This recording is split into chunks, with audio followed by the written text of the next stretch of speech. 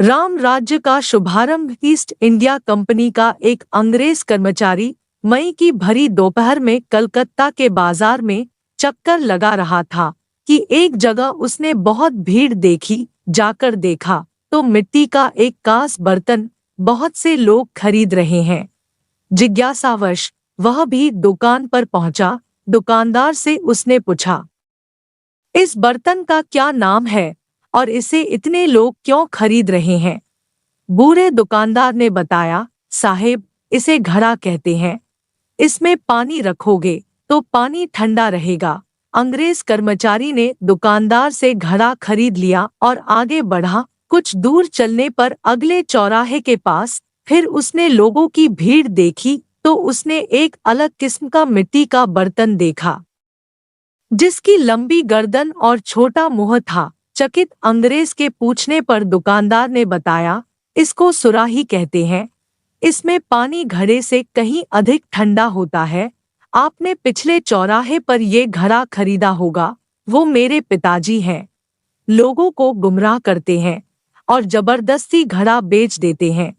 घड़े और सुराही की गुणवत्ता का तनिक भी बखान नहीं करते। जिस कीमत में आपने यह घड़ा खरीदा है उससे भी कम कीमत में मैं आपको यह सुराही दे देता। मेरे पिताजी की आदत बहुत खराब है। वे ग्राहक को पहले ही फांस लेते हैं। आप ये सुराही ले जाइए और एकदम ठंडा पानी पीजिए। अंग्रेज ने सुराही को भी खरीद लिया।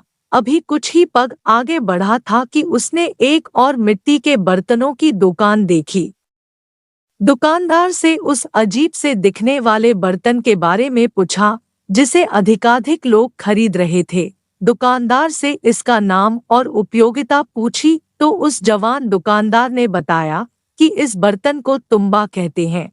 आपने मेरे पिताजी से और मेरे भाई से जो घड़ा और सुराही खरीदी है उससे पानी डालने में अधिक बर्बाद होता है, जबकि मेरे टोंटी लगे तुम्बा से पानी बर्बाद नहीं होता।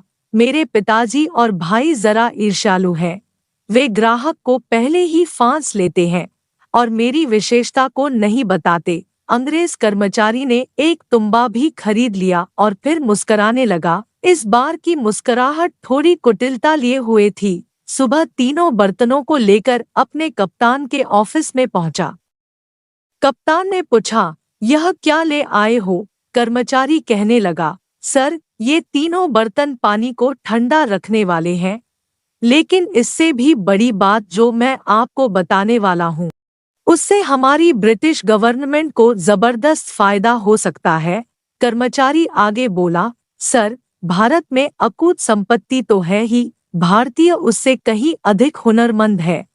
और फिर सारा वृत्तांत कह सुनाया। लेकिन सर, जो सबसे बड़ी बात मैं बताना चाह रहा हूँ वह है भारतीयों में अहम और ईर्ष्या का अत्यधिक होना। ये तीनों प्रकार के बर्तन एक ही परिवार के सदस्यों ने बनाए हैं, लेकिन तीनों को अपने हुनर का अत्यधिक घमंड है और एक दूसरे से उतनी ही ईर्ष्या भी। हम अंग्रेज एक की तारीफ कर दूसरे को तोड़ सकते हैं। जरा सोचिए, जिस देश की जनता में इतनी फूट हो उसके राजजवाड़े नवाब सुल्तान में कितना और पड़ोसियों में कितनी स्पर्धा और फूट होगी।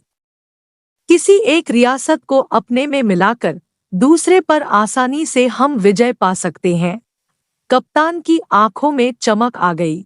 उसने लंदन के लिए चिट्ठी लिखना शुरू कर दिया। उसके बाद की कहानी तो आप सबको पता ही है।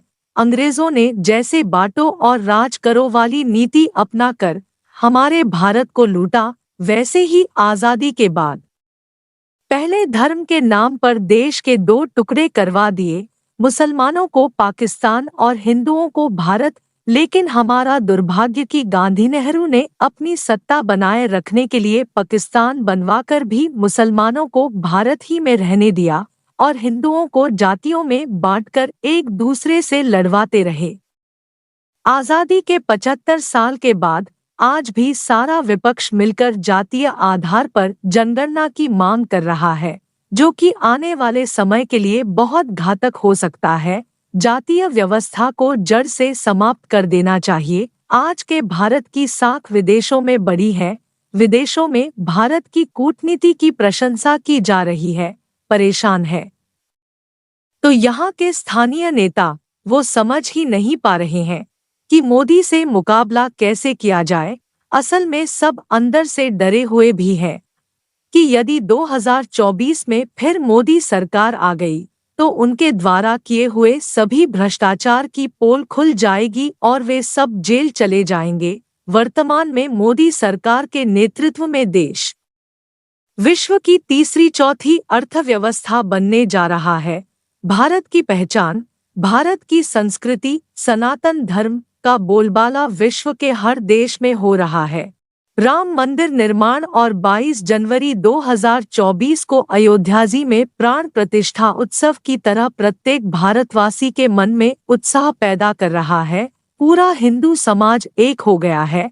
अब लगने लगा है कि राम राज्य की शुरुआत हो चुकी है। भारत माता की जय। मैं आशा करती हूँ कि राम राज्य का शुभारंभ का यह प्रसंग आपको अच्छा लगा होगा।